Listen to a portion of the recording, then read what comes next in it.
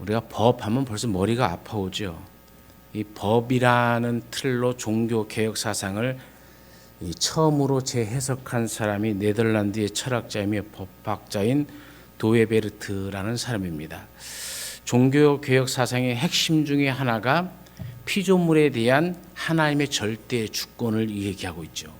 법이야말로 이것을 가장 잘 표현하고 있다라고 그 중심에 딱 잡고 이 종교 개혁 사상과 또 성경의 모든 것들을 풀어 나간 사람이 바로 도에베르트라는 이 신학자입니다. 우주 만물을 향한 하나님의 법, 그것은 두 개의 기둥으로 세워져 있습니다. 하나는 사랑이요, 하나는 공의입니다. 이 하나님의 사랑과 공의 두 기둥이 또 성경 전체에 나타난 법이기도 하죠. 그리고 하나님이 이 법 안에 하나님 우리에게 주시고자 하시는 모든 복을 다 선포해 놓았습니다. 이것은 이미 신명기 말씀을 통해서 주신 말씀이기도 하죠. 신명기 28장 1절에는 내가 내 하나님 여호와의 말씀을 삼가 듣고 내가 오늘 내게 명령하는 그의 모든 명령을 지켜 행하면 내 하나님 여호와께서 너를 세계 모든 민족 위에 뛰어나게 하실 것이라. 내가 내 하나님 여호와의 말씀을 청종하면 이 모든 복이 내게 임하며 내게 이를 것이다 라고 얘기합니다. 하나님의 말씀을 듣고 지켜 행하면, 이 하나님의 말씀이 뭡니까? 인류에게 향한 하나님의 법입니다. 법대로, 하나님의 법대로 우리가 그 말씀을 듣고 지키고 행하면 세계 모든 민족 위에 뛰어나게 해주시겠다는 복이 같이 선포되어 있는 것이죠. 그것은 이스라엘 백성을 사랑하는 하나님의 표시이기도 한 것이죠. 그것은 오늘 우리가 본문을 읽은 말씀에도 그대로 나타나 있습니다. 우리가 솔로몬의 성전도 여러분 보십시오. 솔로몬의 성전에는 이 이스라엘 성막 가운데 없는 두 개의 기둥이 세워졌습니다. 하나의 이름은 야긴이고 하나의 이름은 보아스라는 기둥입니다. 야긴이라는 이 이름은 그가 세우셨다라는 뜻입니다. 성전의 현관에서 오른쪽에 위치한 것이 야긴이라는 겁니다. 이런 하나님에 대한 수동적 순종을 상징하는 말이기도 합니다. 또 보아스란 이름은 그에게 능력이 있다는 뜻입니다. 성전의 현관에서 왼쪽에 위치해 있죠. 이는 지상에서 하나님을 중재하는 활동적인 왕의 권한을 상징하는 것이죠. 이 두 기둥이 상징하는 것은 하나님이 세우셨고 하나님이 그 능력으로 다스리신다 이겁니다. 세우셨다는 것은 하나님의 법입니다. 그의 능력으로 다스린다는 것은 하나님의 사랑으로 이 세상을 다스림을 이야기하고 있는 것이죠. 공의와 사랑으로 온 세계를 다스리고 계시는 하나님을 표현한 게 야긴과 보아스라는 두 기둥입니다. 하나님이 세우신 법에 의해서 그 말씀에 순종하는 자에게는 하나님이 그 사랑으로서 그들을 대하시고 그 능력으로서 그 모든 어려움과 힘든 일들을 다 이기게 하신다. 영원한 복을 선포한 것이 솔로몬의 두 성전 안에 있는 두 기둥의 상징입니다. 이 세상에 법 없이 사는 사람은 아무도 없습니다. 누구든지 법의 테두리 속에 있습니다. 법을 지키며 살아가죠. 오늘 우리는 이 하나님의 주신 이 성경의 법, 또 우리의 행복을 보장하는 이 하나님의 법에 대해 알아봄으로써 우리 모두가 하나님의 사랑을 받을 뿐만 아니라 하나님의 그 사랑을 나누고 또 하나님의 사랑을 나눠주면서 살아가는 복의 근원되는 삶이 되어지기를 간절히 축원합니다. 첫 번째는 하나님이 주신 인류의 최초의 법은 선악과의 법입니다. 선악과의 법은 아주 단순한 법이죠. 단 두 조항으로 이루어졌습니다. 창세기 2장 16절과 17절에 여호와 하나님이 그 사람에게 명하여 가라사대 동산 각종 나무의 실과는 내가 임의로 먹되 선악을 알게 하는 나무 실과는 먹지 말라. 내가 먹는 날에는 정령 죽으리라. 이렇게 얘기합니다. 하나님은 분명히 여기서 두 가지 명령을 주셨습니다. 긍정적 명령과 부정적 명령입니다. 하라는 명령과 하지 말라는 명령입니다. 먹으라는 명령과 먹지 말라는 명령이죠. 그런데 사람들은 선악과의 법을 얘기할 때는 이 뒤에 부정명령만 생각합니다. 먹지 말라, 선악과를 먹지 말라만 바라보는 것이지요. 앞에 긍정명령, 먹으라는 것은 우리가 제대로 살펴보지 않습니다. 이 긍정의 법을 통해서, 먹으라는 이 법을 통해서 하나님이 인간에게 무제한에 가까운 자유를 주셨어요. 에덴 동산의 모든 나무의 실과는 먹어라. 네 마음대로 먹어라. 임의대로 먹어라 이거잖아요. 마음대로 원하는 대로 다 먹어라는 거예요. 얼마나 큰 자유입니까? 하나님이 이 자유의 법을 우리에게 주신 겁니다. 세상에 이런 법은 없습니다. 세상에 어떤 나라 어떤 법에도 이런 법이 어디에 있습니까? 하나님의 법에만 있는 것이죠. 어떠한 법보다도 자유로운 법인 것이죠. 어떤 법보다도 지키기 쉬운 법입니다. 네 마음대로 먹어라. 얼마나 좋습니까? 그런데 부정적인 법도 있습니다. 먹지 말라는 법입니다. 인간을 속박하기 위해 주신 명령만이 아니라 인간을 보호하기 위한 명령이 먹지 말라는 법입니다. 창세기 2장 17절 하반절에 나무의 실과는 먹지 말라. 내가 먹는 날에는 정령 죽으리라 이렇게 얘기합니다. 이것을 거꾸로 읽으면 그 말씀의 뜻이 더 분명해지죠. 선악을 알게 하는 나무의 실과는 먹지 말라. 내가 먹지 않으면 반드시 살 것이다. 영원히 살 것이다 라는 그 말씀이죠. 먹으면 죽습니다. 먹지 아니하면은 정반대로 반드시 살고 영원히 산다는 하나님의 법이 이 안에 있다는 것이죠. 그러니까 선악과의 법은 인간을 살리기 위해 주신 법입니다. 이 선악과의 법은 인간의 자유를 마음껏 누리도록 주신 법입니다. 이 선악과의 법은 인간을 보호하는 하나님의 안전장치입니다. 그러므로 우리 모두 하나님의 이 법을 사랑해야 됩니다. 자기 멋대로 법을 어기는 것은 교만한 것입니다. 자기 멋대로 법을 틀어버리고 지 멋대로 해석하는 것도 죄입니다. 그 결과가 사망에 이른 것 아닙니까? 하나님의 법은 반드시 살리라입니다. 반드시 살리라. 너도 살고 나도 사는 길. 나도 살고 이웃도 사는 길. 바로 그것이 선악과의 법이 되는 것이죠. 또 하나님의 법은 가정도 살고 나라도 삽니다. 레위기 18장 5절에는 너희는 나의 규례와 법들을 지키라. 사람이 이를 행하면 그로 인하여 살리라. 나는 여호와니라. 사람이 이 법을 지키면 산다라고 하나님은 다시 한번 선포를 합니다. 법을 지켜라. 그러면 너도 살고 나도 살고 이웃도 다 살고 교회도 살고 나라도 산다가 그 얘기입니다. 그런데 인간은 선악과를 따먹습니다. 선악과를 따먹은 이유가 뭘까요? 이 선과 악의 기준은 하나님이신데 인간은 이 선악과를 따먹음으로 이제 내가 스스로 선과 악을 결정하겠다라는 선언이에요. 내 마음대로 살겠다. 내 인생은 나의 것이다. 하나님 없이도 살 수 있다. 내가 하나님이다. 이 모든 것은 내 것이다. 내 몸도 물질도 권세도 내 마음대로 하겠다. 그것이 선악과를 따먹은 원인이 되어지는 겁니다. 그러나 우리가 분명히 알아야 할 것은 내가 하나님의 의와 법에 순종하지 아니하면 스스로 법이 되어지는 것이 아니라 죄의 법에 종노릇하게 되어진다는 거예요. 이때부터 인간은 우상과 힘과 권력을 법으로 삼고 살게 되므로 하나님의 진노의 대상이 되어지는 겁니다. 사랑하는 여러분, 하나님의 법은 분명합니다. 우리가 이 하나님의 법을 지킬 때에만 행복할 수 있는 겁니다.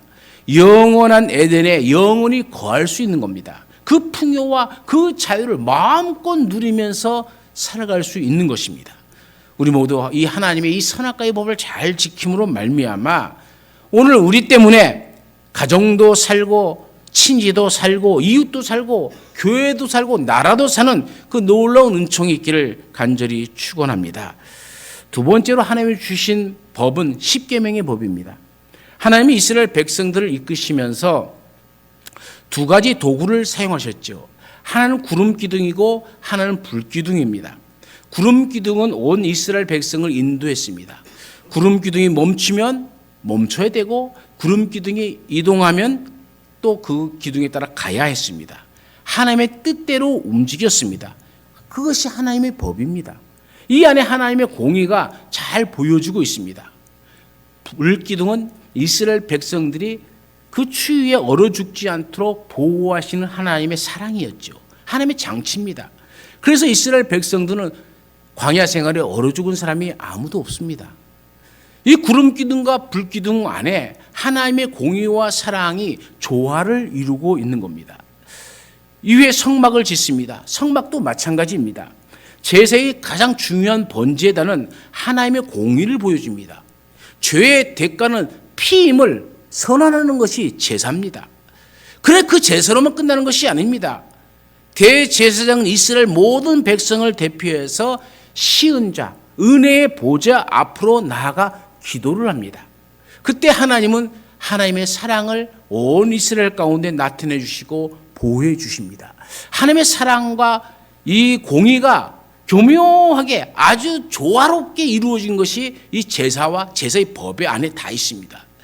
예수님이 이 땅에 오심도 하나님의 공의와 사랑을 그대로 보여주고 있죠. 예수님은 산상수훈에서 내가 율법이나 선지자나 폐하러 온 줄로 생각지 말라. 폐하러 온 것이 아니요 완전케 하려 함이로다. 진실로 너에게 이르노니 천지가 없어지기 전에는 율법의 1.1획이라도 반드시 없어지지 아니하고 다 이루리라 말씀하셨죠. 하나님의 사랑과 공의가 예수님을 통해서 그대로 나타냈고 예수님을 통해서 완전히 이루어졌습니다. 그래서 예수님의 십자가와 부활 사건은 이 사랑과 공의를 너무나도 생생하게 보여주는 것이죠. 예수님이 우리를 사랑했기 때문에 십자가 지신 겁니다. 그리고 다시 부활하심으로 하나님의 공의를 드러내 주셨습니다. 그 공의는 예수님을 믿는 자만이 천국에 갈 수 있다는 길입니다. 그래서 누구든지 거기는 제한이 없습니다. 예수님을 나의 구세주로 고백하는 이들에게는 하나님의 그 공의대로 예수 그리스도의 죽음을 통해서 그 피 흘림을 통해서 그 사랑을 나타내 주시고 또 그 피를 통해서만 의롭게 해주신다는 그 역사가 오늘 우리 가운데도 그대로 나타난 것 아닙니까? 요한계시록 14장 12절에 보면은 성도들의 인내가 여기 있나니 저희는 하나님의 계명과 예수 믿음을 지키는 자니라 그래요. 하나님 주신 법과 예수를 믿는 믿음을 주님 오실 그때까지 계속적으로 지키는 자들입니다. 그 말씀을 내 마음대로 마음에 들지 않다고 틀어버리고 변질시키는 것이 아니라 그 말씀 그대로 하나님의 법과 이 하나님의 그 법 안에 있는 공의와 사랑이 조화를 이루면서 살아가는 것이 바로 신앙인의 삶이죠. 하나님께서 십계명을 주심은 사랑입니다. 십계명은 법인 동시에 또한 언약입니다. 약속입니다. 십계명은 구원의 약속이기도 합니다. 십계명은 왕의 자녀로 살겠다는 또 하나님께서 왕의 자녀로 삼겠다는 언약인 것이죠. 십계명의 법은 하나님의 아들 된 자들에게 아들처럼 살 수 있도록 만들어주신 약속의 법이요 언약의 법입니다. 이 때문에 십계명을 담은 법궤를 뭐라고 부릅니까? 언약궤라 이렇게 부르는 것 아닙니까? 만약 법이 없다면 세상은 힘 있는 자만의 세계가 되겠죠. 하나님의 법은 힘 없는 자도 보호하고 힘 있는 자도 보호하는 것입니다. 힘 있는 자가 자기 마음대로 하지 못함으로 죄에서 보호해 주시는 법이기도 한 것이죠. 그래서 하나님의 법은 또 하나님의 말씀은 가난한 자에게도 주신 말씀이고 부자에게도 주신 말씀이고 힘이 있는 자에게도 주신 말씀이고 힘이 없는 자에게도 주신 말씀이고 이스라엘 백성에게도 주신 말씀 동시에 그 나라의 임금과 대통령과 오늘 우리에게도 주시는 동일한 말씀인 것입니다. 레위기 19장 13절부터 14절에서 하나님의 법은 힘없는 자가 인간의 존엄성을 보장받을 법으로 세우셔주셨고 이사야 1장 17절에는 유대인뿐만 아니라 모든 이방인에게도 똑같이 법을 안전하게 보장하신다고 말씀해 주시고 있고 레위기 24장 22절에도 외국인이든지 본토인이든지 그 법을 동일하게 적용하라 하면서 나는 너희 하나님 여호와니라 라고 선포합니다. 예수를 믿는 자나 안 믿는 자나 다른 종교인이나 불신자나 교회 안에 있는 성도이거나 교회 밖에 있는 사람이거나 어떤 사람이나 다 하나님의 법 앞에서는 동등하다는 것을 말씀해 주고 있는 겁니다. 우리가 하나님의 계명을 지키면 하나님으로부터 사랑받는 사람이 되어지죠. 하나님의 사랑받는 사람이 되어지면 우리의 영혼도 잘 되고 범사도 잘 되어지고 강건하게 되어지고 사업도 잘 되고 가정도 잘 되고 자녀도 잘 되고 교회도 잘 되고 사회도 잘 되고 우리나라도 잘 되게 될 줄로 믿습니다. 세 번째로 주신 하나님이 주신 가장 큰 법은 사랑의 법입니다. 에덴 동산의 법은 십계명으로 확장되었습니다. 십계명은 또한 613개 율법으로 확대되었습니다. 예수님이 모든 법을 두 계명으로 딱 정리하셨습니다. 그것이 뭡니까? 마음을 다하고 뜻을 다하고 성품을 다하여 하나님을 사랑하고 공경하라는 법이고, 또 내가 너희를 사랑한 것처럼 너도 이웃을 그와 같이 사랑하라 하는 이웃에 대한 사랑의 법입니다. 이것은 예수님이 주신 큰 계명, 또 율법의 완성 계명인 것이죠. 이 말을 한문 네 글자로 잘 정리한 한자가 경천애인입니다. 여기서 천은 하늘이 아니라 하나님을 가리키는 말입니다. 하나님을 사랑하고 공경하고 또 사람을 사랑하는 그 삶을 살아가는 것을 경천애인이다, 이렇게 얘기하는 것이죠. 이것이 우리의 신앙의 완성입니다. 그러므로 법은 사랑하라입니다. 사랑하는 것이 법입니다. 오늘날 우리가 혼탁한 것은 법이 없어서가 아닙니다. 사랑하는 마음이 없기 때문입니다. 예배 드리는데 사랑이 없다면, 기도하는데 사랑이 없다면, 설교하는데 사랑이 없다면, 봉사하는데 사랑 없이 한다면, 돈은 내놓는데 사랑 없이 그저 그냥 내놓는다면, 찬양은 열심히 하는데 그 안에 사랑이 없다면 다 죽은 겁니다. 살아있는 것이 없는 겁니다. 오늘 가정이 무너지는 것은 법이 잘못돼서가 아닙니다. 사랑이란 말은 참으로 많은 세대 속에 우리가 살아가지만 사랑을 위한 희생은 없는 시대 속에서 살아가는 것이 오늘 이 시대의 불행인 것이죠. 우리는 법 조항을 혹시 잘 몰라서 한 가지 아는 것은, 모든 것을 다 법을 몰라도 한 가지 우리가 분명히 알아야 하는 것은 사랑하면 법을 지키는 거예요. 여러분, 로마서 13장 10절에 뭐라고 얘기합니까? 사랑은 이웃에게 악을 행치 아니하나니 그러므로 사랑은 율법의 완성이니라. 여러분, 징계가 무서워서 지키는 법은 무서운 사슬과 같은 겁니다. 어쩔 수 없이 지키는 법은 고역입니다. 그러나 사랑으로 행하는 법은 행복이죠. 오늘 말씀을 보십시오. 13절에 내가 오늘날 내 행복을 위하여 내게 명하는 여호와의 명령과 규례를 지킬 것이 아니냐. 하나님이 이렇게 말씀하신 겁니다. 그렇습니다. 우리가 사랑의 법을 행하면 우리 삶 가운데 어떤 일들이 일어납니까?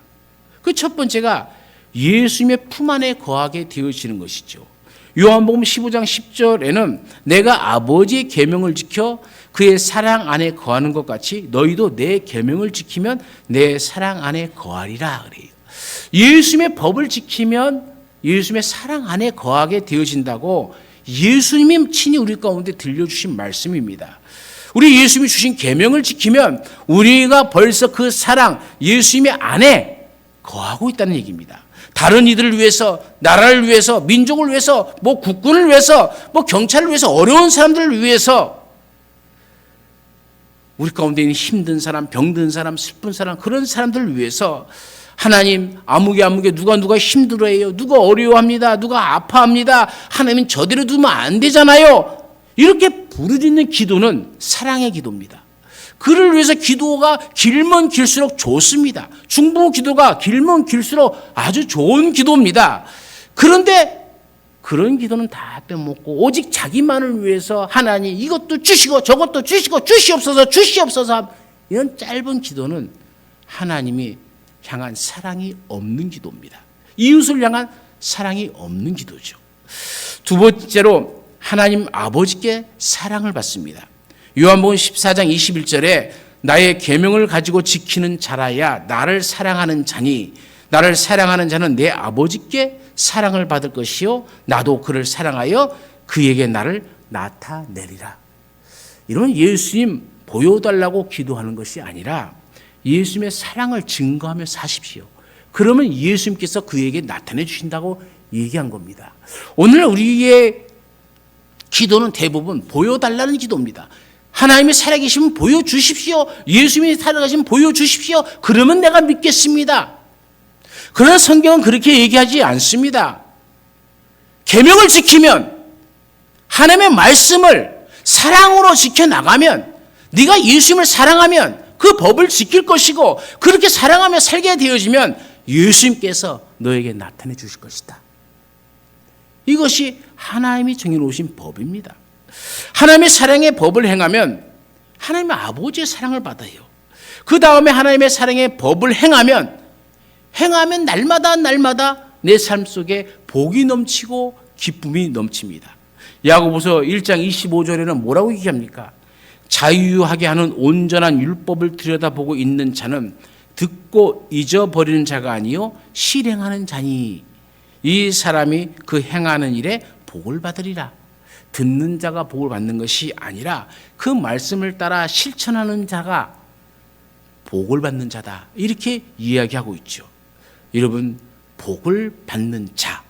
오늘 우리의 삶이 이와 같이 복을 받는 자가 되어지기를, 예수님으로부터 하나님으로부터 복 받는 자가 되어지기를 간절히 축원합니다. 네 번째는 하나님은 우리가 지켜야 할 대한민국의 법을 우리에게 주신 거예요. 우리는 대한민국 안에 살아가고 있습니다. 그러면 우리는 대한민국의 법을 잘 지켜야 됩니다. 여러분 생각해 보십시오. 우리나라가 일본에게 나라를 빼앗겼을 때는 일본이 만든 법을 강제로 우리 조상들이 지키지 않으면 안 되었잖아요. 그래서 많은 사람들이 순국과 순교를 당했습니다. 1948년 5월 10일 날 선거가 이루어졌고, 그래서 198명의 국회의원이 뽑혔습니다. 그리고 그 달 31일 날에 국회의원들이 모여서 법을 제정하게 되어집니다. 임시의장은 이승만 박사였고, 그 당시에 미국 3대 명문 학교 중에 하나인 프린스턴 신학교를 졸업한 법학 박사였습니다. 또한 감리교의 장로가 였던 분이 이승만 대통령이었죠. 그는 국회를 첫 문을 열면서 이제 국회가 열어야 법이 제정될 것 아닙니까? 임시 국회장이었던 이 이승만 박사는 국회를 개원하기 전에, 개원 선포하기 이전에 하신 말씀이 뭡니까? 우리가 이 대한민국의 국회를 첫 여는 이 시점에 우리가 이대로 열 수는 없지 않습니까? 그러니 이윤영 의원께서는 기도해 주시기 바랍니다. 여러분, 이윤영 의원이 누굽니까? 목사입니다. 198명의 의원 중에 국회의원 4명이 목사였어요. 그 목사 중에 한 명이 이윤영이라는 의원입니다. 그래서 이윤영 의원이 198명을 대표를 해서 당시 기독교인, 국회 기독교인이 50명이었습니다. 기도를 했습니다. 여러분, 그 기도 가운데 첫 마디가 하나님 감사합니다 했어요. 그 다음부터 하나님 아버지께 제일 먼저 감사를 드리는 후에 우리나라의 남북 통일을 기도했습니다. 우리 국민이 잘 살기를 기도했습니다. 그리고 세계 평화를 위해 기도했습니다. 하나님의 영광과 섭리가 대한민국 국회를 통해서 드러나게 해달라고 기도했습니다. 여러분, 멋지지 않습니까? 대한민국의 헌법은 그래서 기도하는 가운데 만들어졌습니다. 그분들이 대한민국 헌법을 만든 것이죠. 그래서 공산국가가 안 된 것입니다. 그래서 선교국가가 되어졌고, 신앙의 자유국가가 되어졌고, 기도로 만든 법은 기도로 지켜가야 되지 않겠습니까? 우리가 무관심하면 사단은 박수를 칠 것입니다. 대한민국의 법에 하나님의 법 정신이 담겨져 있는 것이죠. 이 복을 지키기 위해서 우리는 기도해야 됩니다.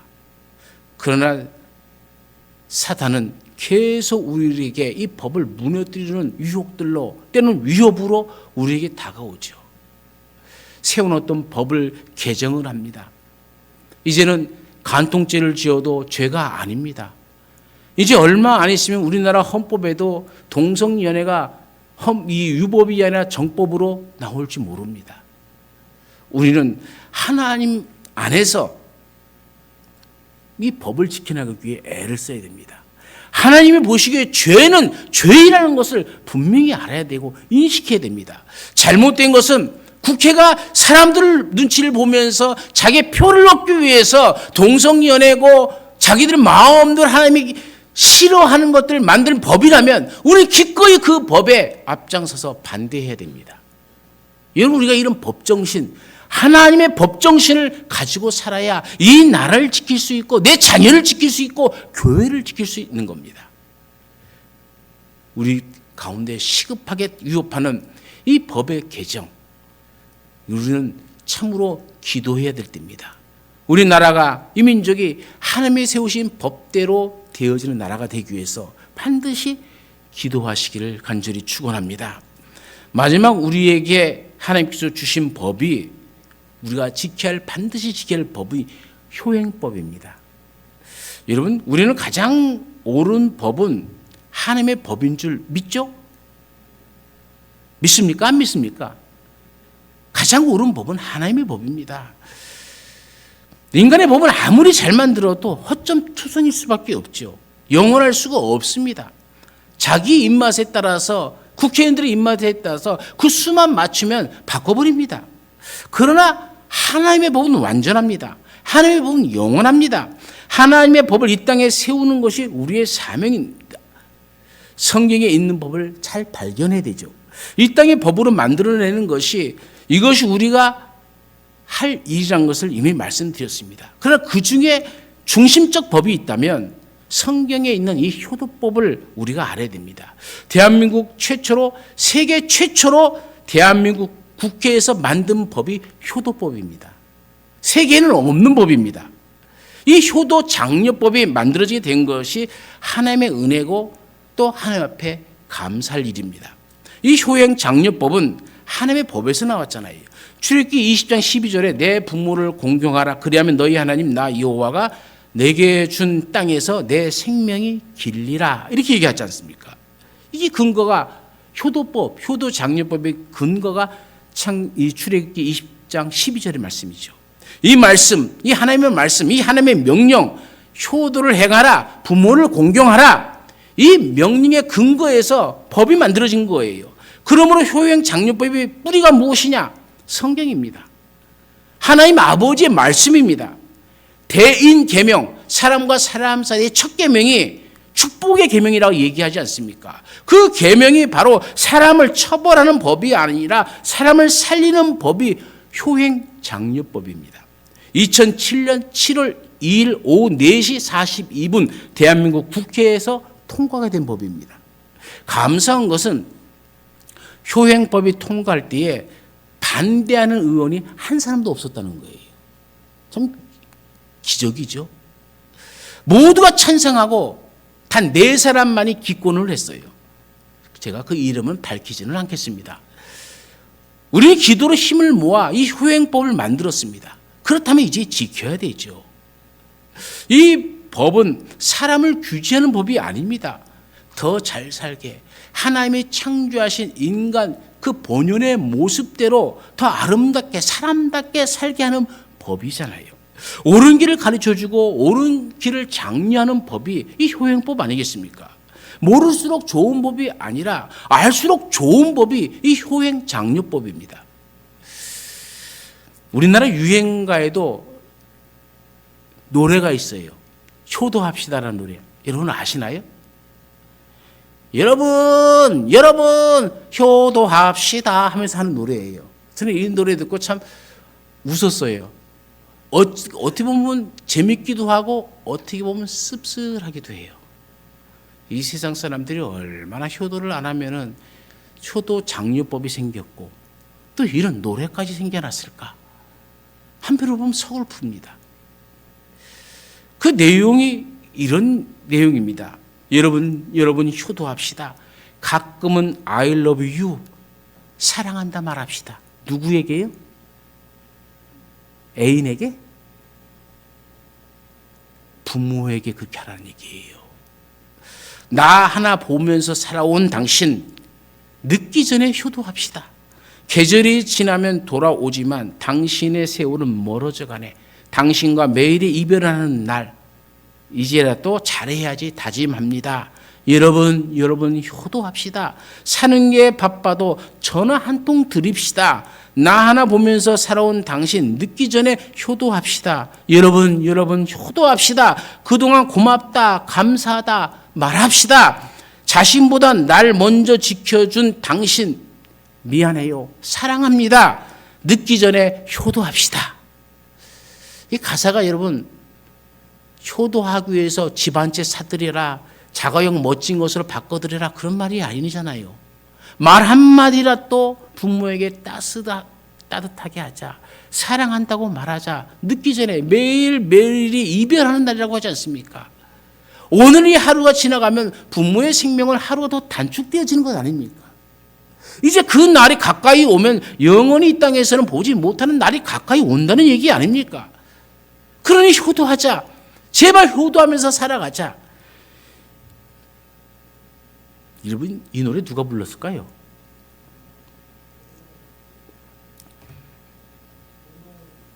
우리 집사님 잘 아시네. 정동원이라는 어린 가수가 부른 거예요. 근데 여러분, 노래를 부른 줄 아는, 누구가 부른 줄 아는데, 작사, 작곡은 누가 했을까요? 작사, 작곡은 몰라요. 우리 노래하는 사람만 알지. 작사, 작곡은 알고 보니 혼수 상태가 있어요. 참 이거 의미가 있다는 생각해요. 알고 보니 혼수 상태, 깨어나 보니 혼수 상태 돼갖고 이 세상이 얼마나 어지러워졌으면은, 이 세상이 얼마나 하나님 앞에 그릇된 삶을 살아갔으면 제발 효도합시다 하는 이 노래를 만들어냈을까요? 오늘 우리는 그런 시대 속에 살아갑니다. 여러분, 법은 법제에만 있는 법이 되면 안 되지 않습니까?